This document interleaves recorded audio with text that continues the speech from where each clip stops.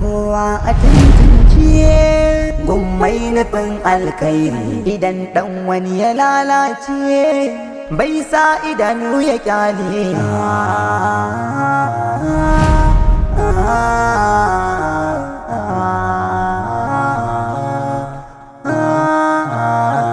Amma umma, Alhaji Yalwa nan ba abokin mahaifina bane. Abokin shi ko kut. Waɗannan yaran fa wallahi ba a yi musu irin wannan abin da kake yi gaba ɗaya kai ka zama wani iri wallahi.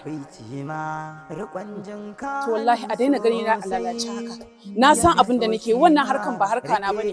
Na rantse har ga Allah ƴan anguwan nan ƴan garin nan ma gabaki ɗaya sai na fara musu tajara tukuna. Za su gane. Magana fa ake maka kayi shiru ka ji ko? Idanu kar ku ɗaukewa, hannu ku sanyawa, tunani ma yana sawa, ai taɓa cewa kulawa ta fi sangayya.